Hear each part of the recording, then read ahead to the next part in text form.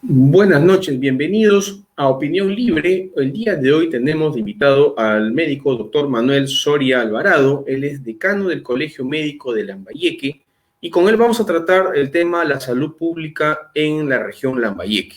Vamos a invitarlo acá al estudio.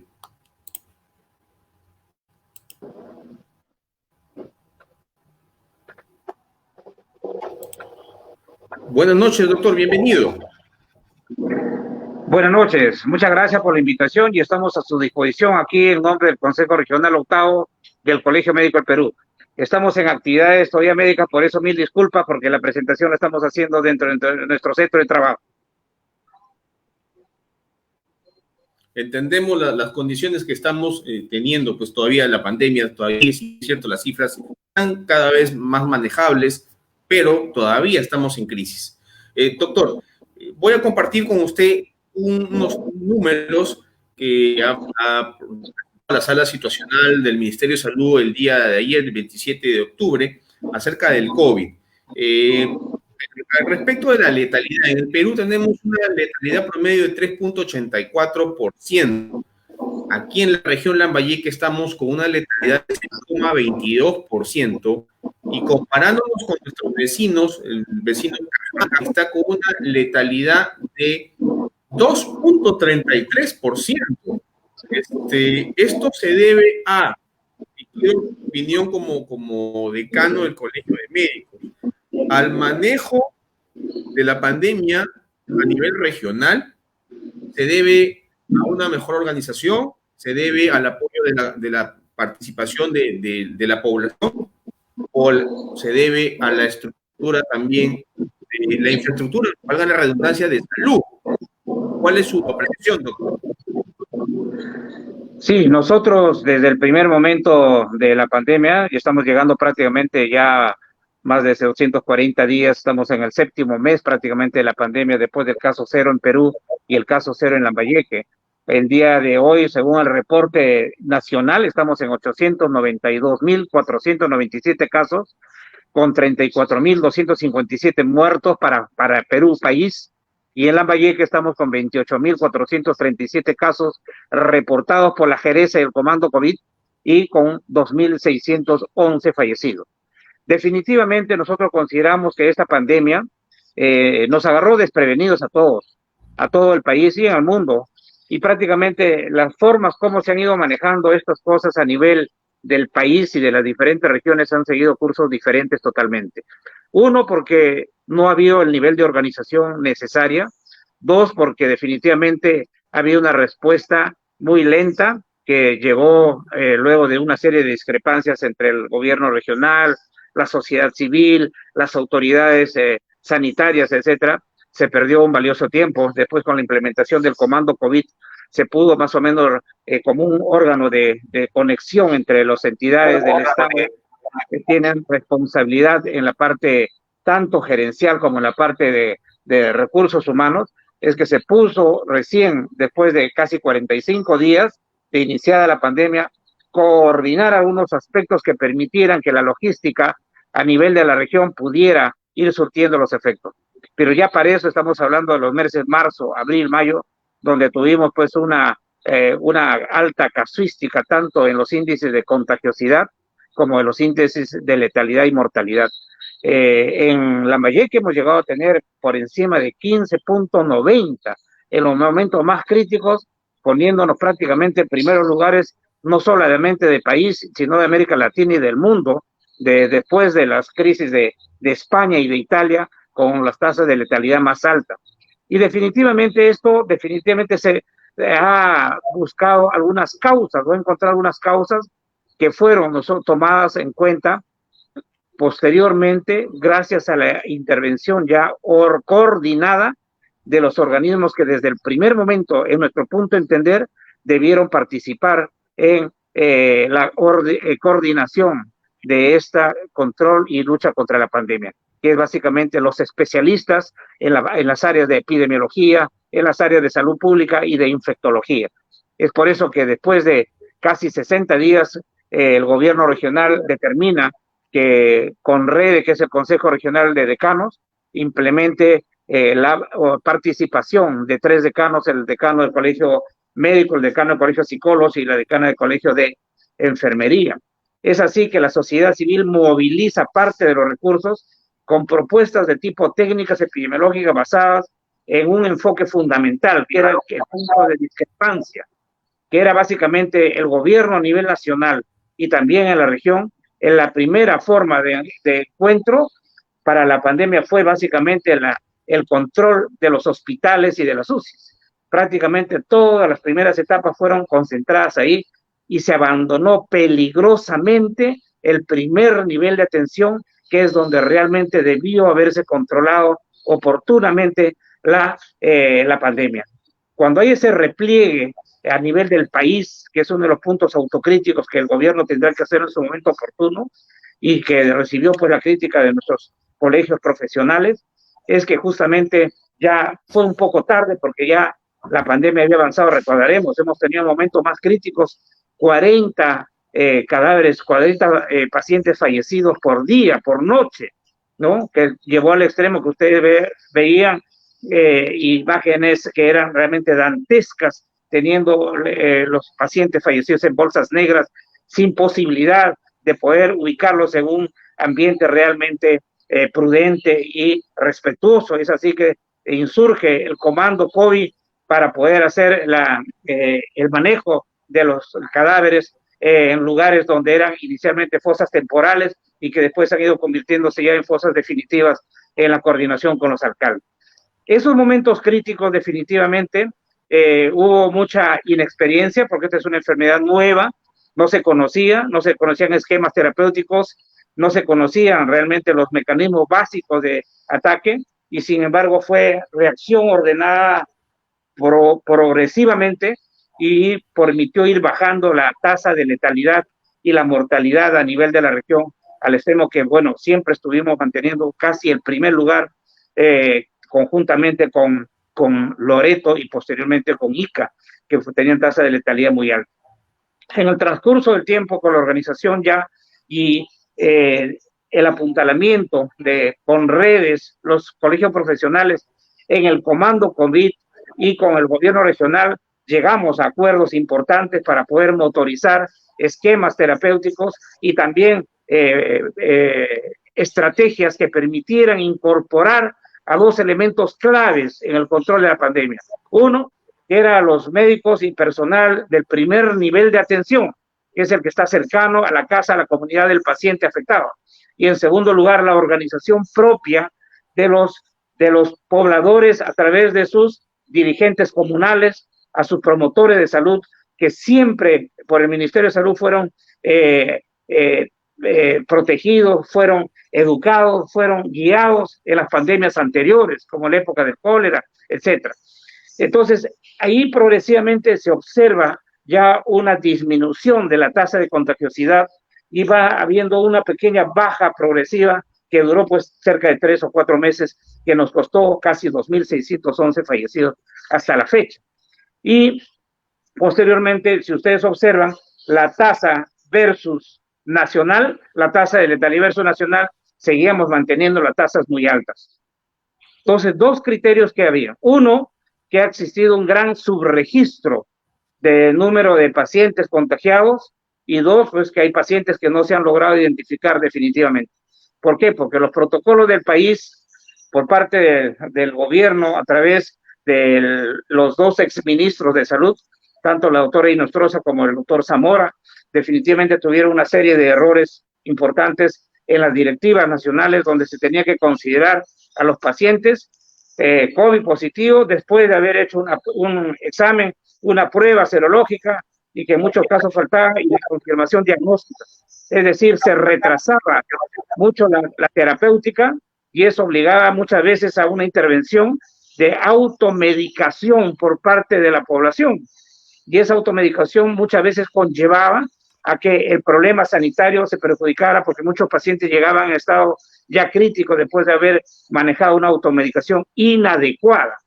Como ustedes saben, al principio se considera que esto era solamente un problema de una neumonía y que por eso se agravaba el paciente y fallecía. Y posteriormente se demostró con los estudios de Italia, de Francia, España, que no era solamente neumonía, sino era problemas de coagulopatías y de procesos vasculares, que había compromiso en todo el cuerpo, en todo el ser humano. Entonces, una vez que se especifican claramente los 3 niveles de estadios, los pacientes delicados, leves, moderados y graves, se estratifica claramente que el 80% van a ser pacientes que van a estar en el estadio leve, un 15% va a entrar probablemente a un estadio moderado y solamente un 5% va a entrar a un estado grave que va a requerir unidades de cuidados intensivos. Es decir, uno de los primeros grandes errores autocríticos que tenemos a nivel nacional y a nivel regional es que se centró la pandemia en un problema de una hospitalitis y un problema de buscar camas de UCI, cuando el problema fundamental era atacar con estrategias de enfoque sanitario local en la propia comunidad. Doctor, disculpe que lo interrumpa.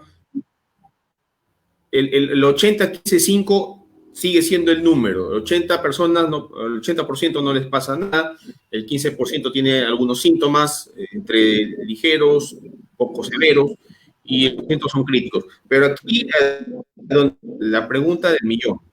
En el gobierno regional, en la región Lambayeque, estamos en Lambayeque, hemos aprendido a manejar esta crisis, porque esto todavía va a durar el próximo año. La vacuna, estuvimos acá con el doctor Juan More Bayona, hablando sobre la importancia de las vacunas y de vacunas, y estábamos viendo que al Perú, al menos en el 2021, y esto es, si hay una vacunal aprobada, estamos analizando que posiblemente solamente el 20% de la población, y esto es al área de salud, Fuerzas Armadas, personal de primera necesidad en salud, van a ser vacunados. Esa es la instrucción, que quedaría el grueso de la población, digamos, a finales del 2021-2022. Vamos a tener COVID para rato. Aprendido aquí, las autoridades han aprendido a poder manejar esto.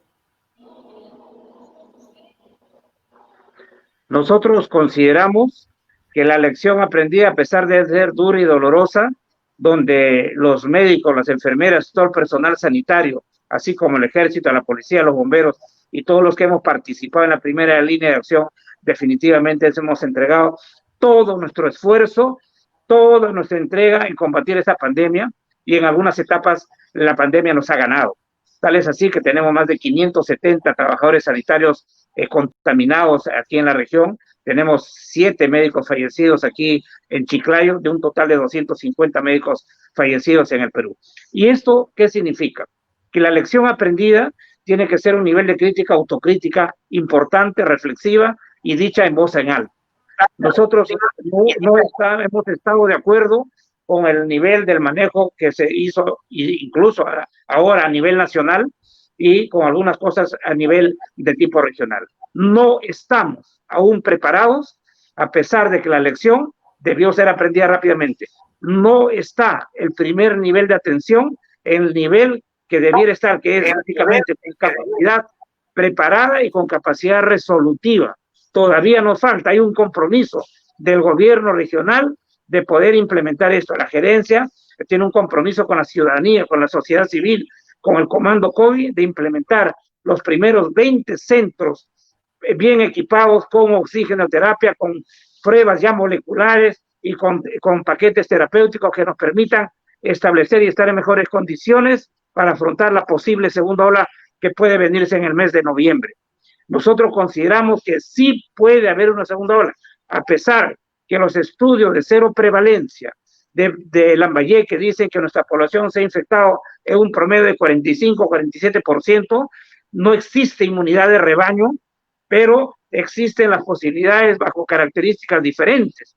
Hay algunas comunidades, por ejemplo, Cañaris, en la zona de la Sierra Altoandina, Incahuasi, que son los que menor número tienen, porque definitivamente han controlado de una mejor manera la propia comunidad y los gobiernos locales, y sin embargo hay poblaciones aquí donde al inicio, como el caso de Ferreñafe, Lambayeque, Moncefú, posteriormente la zona de Camino a Motupe, Olmos, definitivamente esos corredores tuvieron momentos que hicieron crisis, así como las cooperativas azucareras. Es decir, Hoy la tarea en Lambayeque es, no ha terminado la pandemia y el virus ha llegado a quedarse con nosotros probablemente en forma endémica. Por eso la tarea y la estrategia hoy es los cercos comunitarios y el uso ya de las pruebas moleculares para poder complementar el diagnóstico, que fundamentalmente lo hemos aprendido es clínico, y el elemento más cercano es buscar el diagnóstico de la famosa oximetría de pulso, que nos permita ver cómo los casos de hipoxemia silenciosa o dulce nos pueden llevar realmente, como lo estamos haciendo a través del plan CIPAN del Comando COE y el gobierno regional, es de organizar a la comunidad para salir casa por casa en brigadas que nos permitan tomar la saturación de oxígeno a la parte clínica y empezar terapia inmediata para evitar que los pacientes se automediquen y se compliquen, cosa que de esa manera solamente debieran ser referidos a los hospitales de segunda línea, como el Hospital Blanco de Ferreñafe, el Hospital Blanco de Lambayeque, el Hospital Blanco de La Victoria, a los pacientes que requieren solamente terapia moderada, con oxígeno y algunos medicamentos. Y solamente debiera llegar a los hospitales COVID, como son el Hospital Heisen, el Hospital Regional y el Hospital Almanzora y Naga, menos del 5% de los pacientes que estarían ya en casos complicados.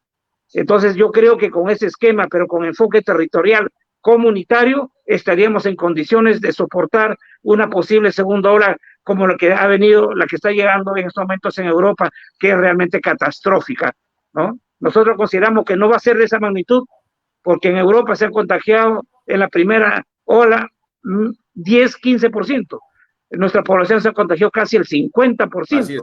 Es decir, son pocos los que quedan por contagiarse, el otro 50%, pero ¿qué pasa? El gobierno está dando prioridad a la cuarta fase de reincorporación de tipo económica, incluso la apertura de las playas y otras cosas donde realmente nosotros estamos en desacuerdo, porque ya se están abriendo cantinas, bares, se están pretendiendo abrir casinos. Somos respetuosos de las necesidades económicas, pero tenemos que una vez más por Lambayeque priorizar el entorno social y sanitario antes que poder buscar otras alternativas que nos pueden llevar a una segunda catástrofe sanitaria como fue en los meses de marzo y abril.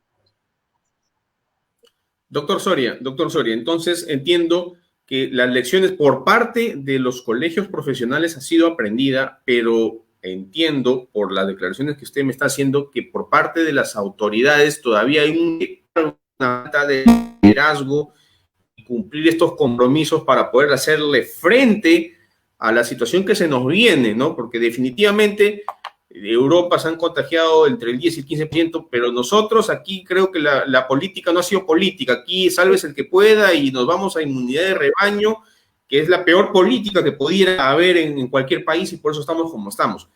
Nuestras autoridades no han aprendido la lección y no hay un liderazgo que permita hacer frente con ustedes, los profesionales, en esta situación pandémica. ¿Es correcto esta apreciación? Es totalmente correcta, porque aquí no hablan las palabras solamente, sino los hechos y finalmente los números. Los números nos están diciendo lo que usted está explicando. Si las autoridades hubieran tomado las medidas como lo hicieron en su momento y lo pedimos el Colegio Médico, Colegio de Enfermeras, Conrede y la sociedad civil, los centros de salud del primer nivel estarían totalmente equipados con capacidad de resolución. Hay algunos centros, mire lo de Ferreñafe, hasta ahora no se logra instalar totalmente el problema del oxígeno. El Hospital de La Victoria no se han logrado instalar totalmente el número de las 20 camas de UCI que se necesitaría, que fue inaugurado con bombos y platillos por el presidente Vizcarra. Y finalmente, un gran problema son los recursos humanos.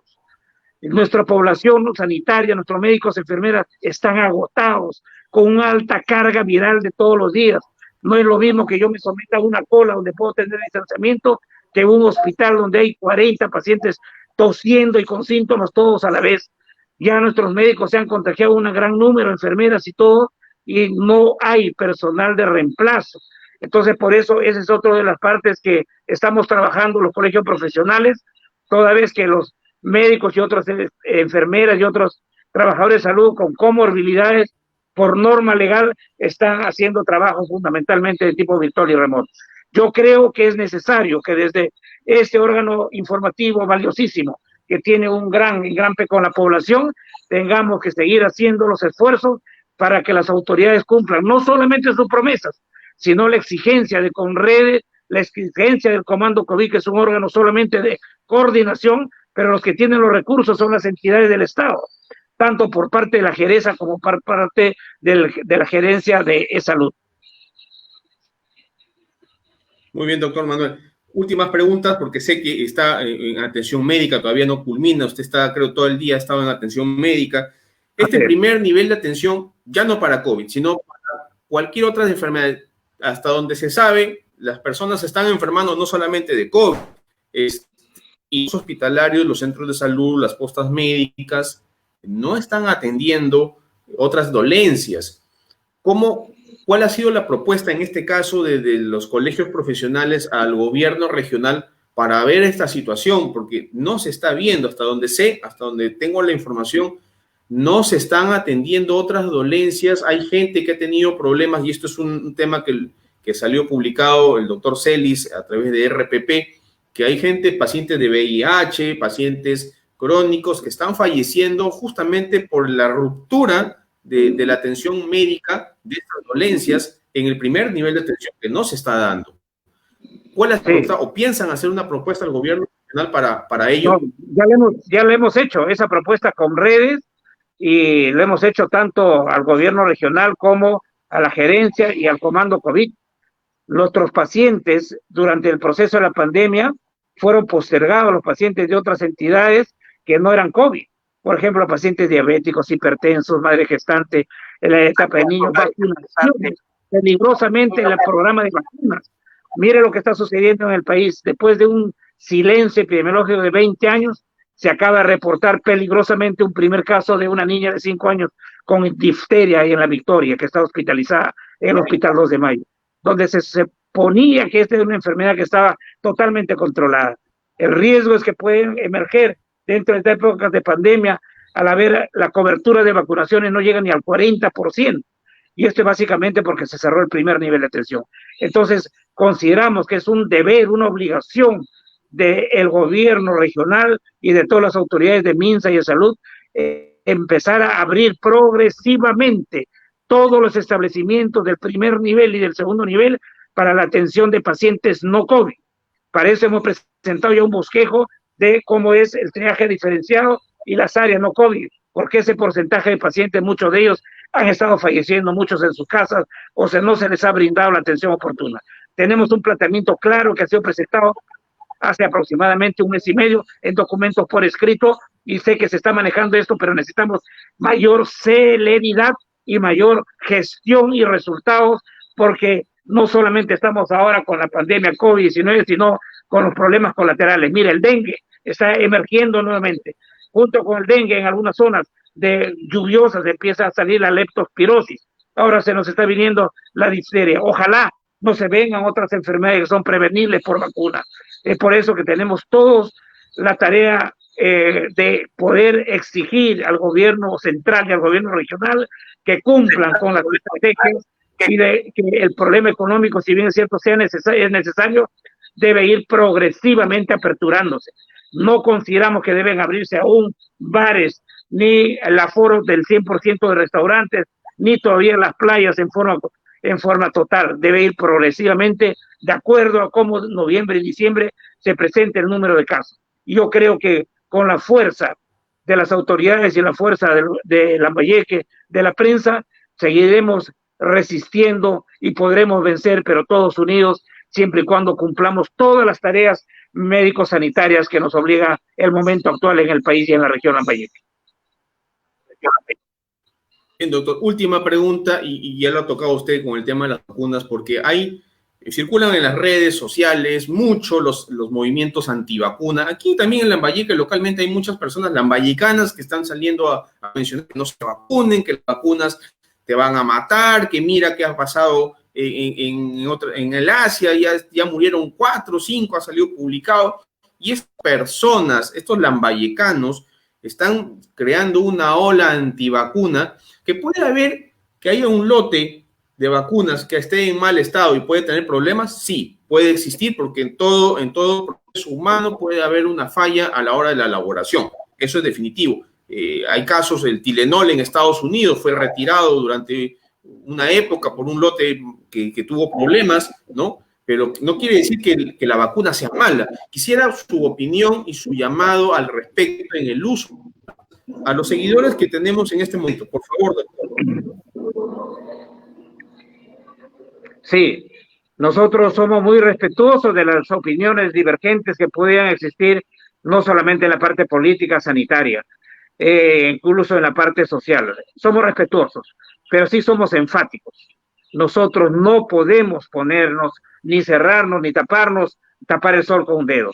El movimiento antivacuna es un movimiento que definitivamente no tiene un sustento de tipo científico, porque definitivamente la respuesta al programa de vacunaciones en el país es sumamente claro. Los colegios profesionales participamos respetuosamente y con la base científica de que existen esquemas de vacunación propias que han logrado disminuir, anular y totalmente controlar los problemas de los diferentes problemas con vacunas, como es el caso de la polio, como es el caso de otras enfermedades, como este caso de la misma difteria y otros. Por eso que nosotros tenemos una posición bien clara. Nuestra posición es por la defensa del sistema debidamente fundamentado en las bases científicas que permitan que las vacunas sean parte de la estrategia de tipo de salud pública y epidemiológica en los países en vías de desarrollo como el nuestro. No es el momento para poder hacer los anuncios públicos y poder generar sobre la vacunación. Invitamos públicamente a los movimientos antivacunas a debatir en el Colegio Médico, en Conredes y en otras instituciones, pero no hacerlo públicamente sin un basamento de tipo científico. Muchas gracias, doctor. Le agradezco estos minutos que obviamente sus pacientes me van de repente a molestar, pero le agradezco la información y espero tenerlo en otra oportunidad por este medio. Muchas gracias. Eternamente agradecido. Siempre a sus órdenes en nombre del Colegio Médico y del Conredes. Gracias.